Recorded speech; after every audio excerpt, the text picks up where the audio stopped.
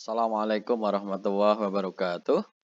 Anak-anak semua, kali ini Pak Sis akan menjelaskan materi pertama dalam ilmu kimia, yaitu hakikat ilmu kimia. Baik, saya lanjutkan materinya. Anak-anak semua, dalam sehari-hari kita mengenal ada zat-zat kimia. Ada sabun, ada pencuci lantai, ada baterai, ada alkohol, ada bensin, macam-macam sekali, banyak sekali. Dalam sehari-hari kita temui. Ada juga panci, wajan, pisau, cangkul, centong, sendok, garpu. Nah, itu juga zat kimia. Jadi tidak hanya masalah yang ini tadi tok, tidak hanya zat yang kelihatannya berbahaya, tidak hanya zat yang eh, kelihatannya buatan secara kimiawi, tidak. Tetapi termasuk bahan material, kamu punya motor, punya mobil, punya tas, dan sebagainya itu tidak lepas dari kimia. Termasuk makanan yang kita makan, ada nasi, singkong, pepaya, itu juga kimia. Bukan berarti kimia itu zat-zat yang berbahaya saja, tidak. Kimia itu ada zatnya itu ada yang berbahaya, ada yang bermanfaat untuk tubuh. Contohnya karbohidrat. Karbohidrat itu kimia, bermanfaat untuk tubuh. Susu itu mengandung lemak, mengandung protein, bermanfaat untuk tubuh, itu juga kimia. Api, ini juga kimia. Ada juga kacang, telur, zat-zat protein, ikan, itu juga kimia.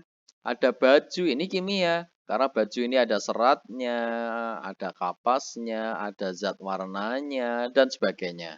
Nah, itu semua tidak lepas dari zat kimia. Itulah kimia. Jadi lekat sekali dalam kehidupan sehari-hari kita. Baik, sekarang kita pahami apa itu definisi ilmu kimia.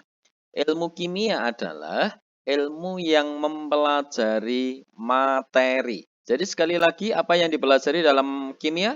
Materi. Apapun tentang materi itu, itulah yang dipelajari dalam kimia. Materi itu semua zat, semua zat di muka bumi ini materi. Ya, ada batu, ada nasi, ada kulit kita, ada mobil, ada motor, ada helm, semua materi, ada meja, kursi. Kimia itu adalah ilmu yang mempelajari tentang materi. Lah, khususnya meliputi apa? Meliputi sifat-sifat materi itu, kemudian susunan dari materi itu, kemudian struktur dari materi itu, serta perubahan materi. Contohnya ada kayu kamu bakar kan berubah.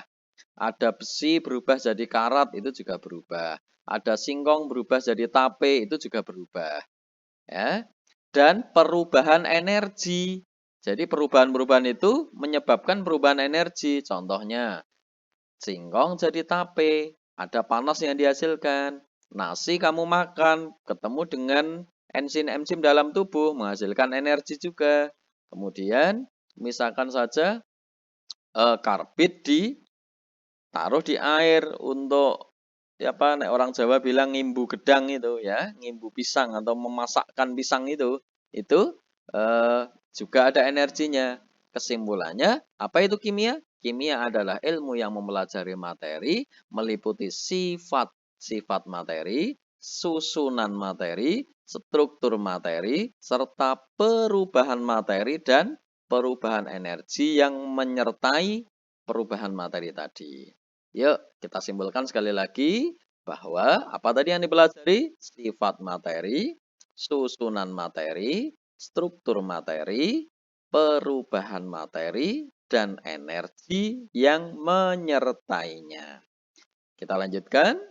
Contohnya, susunan materi antara sendok dengan sendok besi, sendok logam, dengan sendok kayu jelas berbeda strukturnya. Susunannya berbeda. Susunannya ini kayu, ini ada besi, ada stainlessnya, mungkin ada serat karbonnya di sini. Kalau ini murni dari kayu. Ini susunannya berbeda. Contoh lagi, Ini ada areng ini areng ini ya. Ini intan. Yang mahal harganya ini intan ini. Ini areng, murah harganya. Kamu perlu tahu bahwa areng dan intan itu ternyata sama-sama mengandung karbon. Jadi intan itu juga karbon, areng juga karbon. Unsurnya C, karbon.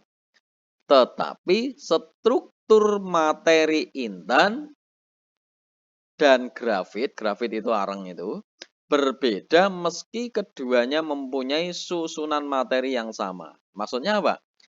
Areng dan intan itu sama-sama punya karbon, kandungannya karbon. Tetapi ini lihat ini, intan ini ikatannya rapi sekali. Jarak antara sudut satu dengan sudut yang lainnya ini sama. Semua sudut-sudutnya sama. Makanya dia kuat sekali dan sampai berkilo begini, kuat sekali, keras sekali kalau intan. Tapi kalau areng itu lembek, kenapa? Karena ini susunannya, struktur grafit ini. Sudut-sudutnya nggak sama ini. Nah, jarak ini sudut-sudutnya nggak sama. Nah, beda dengan intan. Kalau intan ini sudut-sudutnya sama. Itu berarti bicara tentang struktur materi. Lanjut. Kalau sifat, ini besi, ini emas.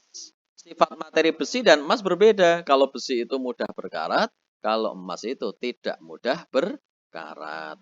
Contoh ini, kayu dibakar, ya, ada apinya, itu kimia. Perubahan materi dari kayu menjadi areng, menjadi asap, ya, ada panasnya, ada energinya, ada perubahan kalor istilahnya. Perubahan panas atau kalor. Gara-gara ada pembakaran begini. Termasuk bensin. Kamu pakai untuk ngisi motor, bensin diubah jadi energi. Itu juga ilmu kimia, ya. Nah, gitu. Baik, peranan dan manfaat ilmu kimia sekarang. Nah, kalau kita bicara manfaat ilmu kimia itu banyak sekali. Oke. Manfaatnya pemahaman yang lebih baik terhadap alam sekitar dan berbagai proses yang berlangsung di dalamnya. Contoh, kamu sekarang jadi mengerti, misalkan saja, oh kenapa nasi itu kalau dimakan kok menghasilkan energi? Itu ilmunya ilmu kimia. Karena dari karbohidrat itu dibakar dan sebagainya. Nanti kolaborasi dengan ilmu biologi. Misalkan saja kenapa besi ditaruh di luar, dihujankan, dipanaskan, kok berkarat.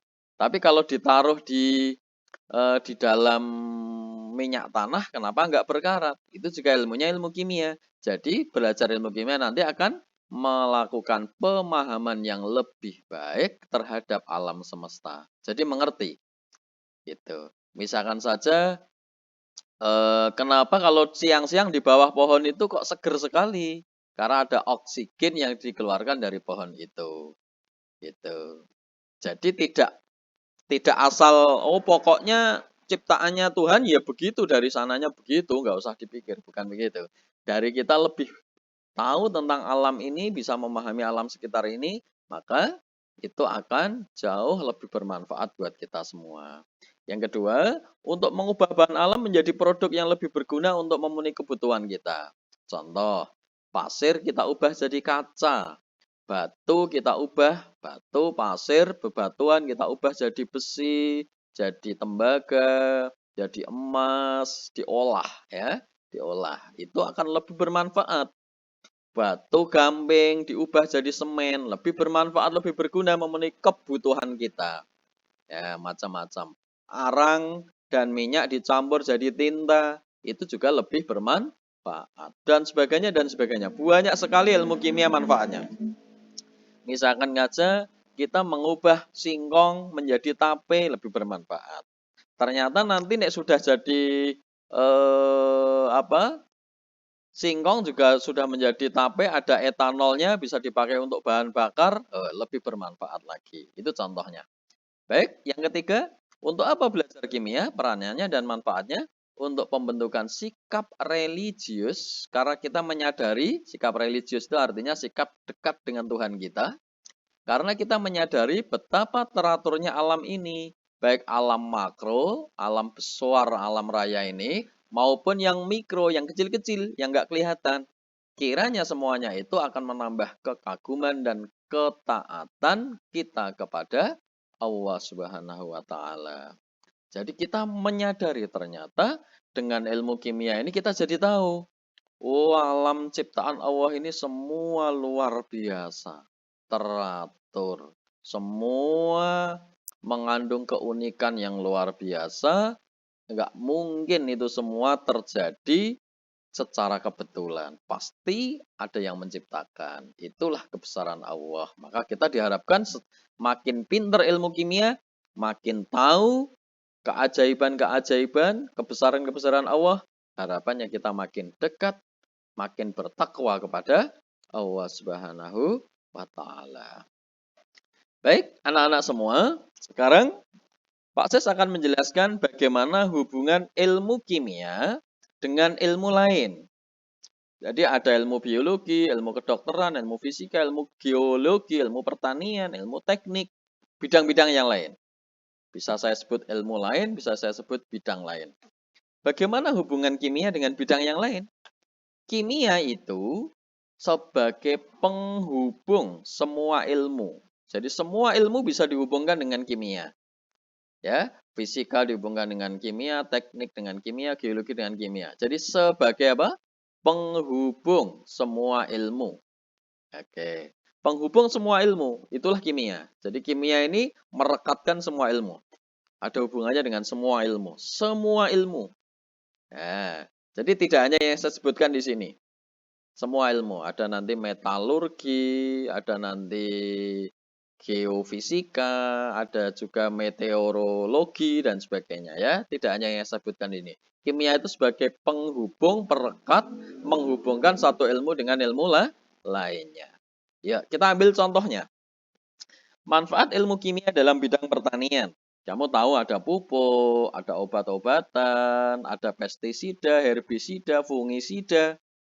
Ya, ada unsur hara dalam pupuk itu ada kalsium, hidrogen, oksigen, nitrogen, fosfor, kalsium, kalium, belerang, ya, magnesium. Nah, semua itu unsur-unsur hara, itu belajarnya pakai ilmu kimia.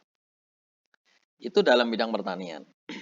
Dalam bidang biologi, contoh kamu ngerti fotosintesis. Oh, prosesnya bagaimana? Itu belajar kimia. Oh, fotosintesis itu udara yang masuk ini CO2, tapi udara yang keluar ini oksigen. Butuh sinar matahari, butuh klorofil. Itu semua ilmunya ilmu kimia yang diterapkan dalam bidang biologi. Selanjutnya, kalau yang ini contohnya, dalam tubuh kita ini ada berbagai enzim. Itu ilmu kimia. Oh, kamu makan gula. Oh, akhirnya gula diubah jadi energi. Itu kimia. Kamu makan nasi. Nasi itu mengandung karbohidrat. Bereaksi dengan enzim. Itu jadi energi. Itu juga ilmu kimia. Jadi, kamu makan misalkan saja kacang. Kacang menghasilkan protein. Protein bereaksi dengan enzim. Dipakai untuk pertumbuhan dan sebagainya. Itu juga ilmu kimia. Itu contohnya. Dalam bidang industri, kamu tahu semen. Contoh bagaimana mengolah batu kapur menjadi semen. Kamu tahu ada plastik. Ya, itu juga ilmu kimia. Kamu tahu ada tekstil, kain, dan sebagainya ini. Ada warnanya, ada seratnya, ada kapasnya, ya kan? Ada campuran nilonnya, dan sebagainya. Ini semua ilmu kimia. Oke. Dalam bidang geologi. Geologi itu apa tuh? Perbatuan. Itu geologi. Perbatuan dan pertanahan. Nah, misalkan saja dengan ilmu kimia kita tahu, oh batu ini mengandung belerang. Oh batu ini mengandung emas. Oh batu ini mengandung besi. Batu ini mengandung tembaga dan sebagainya. Maka kita olah menghasilkan emas, tembaga dan sebagainya. Oh, kita tahu pasir. Pasir itu mengandung silikat. Silikat bisa diolah jadi kaca. Oh, itu juga butuh ilmu kimia. Oh, tanah contohnya ini. Tanah ini bagaimana kita mengetahui kandungan tanah supaya sama saja tadi tanah dengan batu itu identik. Oh, pertanahan ini tandus. Ini mengandungnya intan, terkandung intan di dalamnya. Oh, maka diolah dan sebagainya. Nah, itu contoh dalam bidang geologi. Dalam bidang pertambangan, ini contohnya pengeburan lepas pantai. Ya, ini butuh ilmu kimia. Bagaimana mengolah minyak mentah menjadi minyak tanah, menjadi aspal, menjadi aftur, menjadi bensin, solar, dan sebagainya. Itu ilmu kimia. Oke, ini misalkan saja bagaimana mengolah gas-gas bumi, panas bumi menjadi gas yang bisa dipakai untuk masak, bisa dipakai untuk pabrik-pabrik, dan sebagainya. Itu juga butuh ilmu kimia. Itu manfaat ilmu kimia dalam bidang pertambangan. Dalam bidang farmasi, kamu tahu ada obat-obatan. Itu juga ilmu kimia itu, bidang obat-obatan. Terus ini loh, obat-obatan itu tidak harus yang kelihatannya berbahaya. Ada yang ramah, yang herbal. Ini juga ilmu kimia semua. Contohnya kita punya misalkan daun lidah buaya. Oh, mengandung zatnya apa saja sehingga bisa menyembuhkan luka. Itu ilmu kimia ya. Nah, contohnya gitu. Kita punya cengkeh. Oh, cengkeh itu bisa mengandung ini itu, gunanya untuk ini itu. Nah, itu juga ilmu kimia. Ya, dalam ilmu fisika, ini ada generator atau dinamo. Nah, dinamo itu mengandung magnet. Kabelnya harus tembaga, itu ilmu kimia, perbahanan. Ada aki, oh air akinya bagaimana? Ini ada kutub positif negatif, itu ada namanya dalam kimia elektrode, katoda, anoda. Bagaimana reaksi di dalamnya supaya menghasilkan setrum, itu juga ilmu kimia. Adaptor ini isinya ada macam-macam zat komponen-komponen elektronik, itu bahan-bahannya juga dari ilmu kimia. Tuh. Contoh lagi manfaat dalam bidang seni misalkan, bagaimana membuat patung, kanvas, kertas, membuat warna menjadi indah, semua zat warna ini juga kimia. Bahan-bahan yang dipakai itu juga kimia, ilmu kimia ya. Gitu. Dalam bidang kedokteran contohnya ini ada vaksin yang disuntikkan itu, ya, atau obat yang disuntikkan itu juga kimia. Ini ada alat-alat kesehatan, ini dibersihkan dengan zat kimia supaya tidak ada kuman, tidak ada infeksi ketika dipakai. Itu dibersihkan pakai alkohol dan sebagainya. Ini penerapan dari ilmu kimia. Bagaimana mengobati kanker pakai kemoterapi dan sebagainya itu juga ilmu kimia. Contohnya itu. Saya kira begitu anak-anak semua. Semoga ilmu yang sedikit ini, pendahuluan awal ini, ilmu pertama, pembukaan dalam kimia sudah kita selesaikan. Kita tutup dengan doa kafaratul majlis. Subhanaka Allahumma wa bihamdika asyhadu an la ilaha illa anta astaghfiruka wa atubu ilaik. Maha suci Engkau ya Allah, aku memujimu, aku bersaksi bahwa tiada Allah yang berhak diibadahi dengan benar kecuali Engkau ya Allah. Aku meminta ampunan dan bertaubat kepadamu. Al-afu minkum. Wassalamualaikum warahmatullahi wabarakatuh.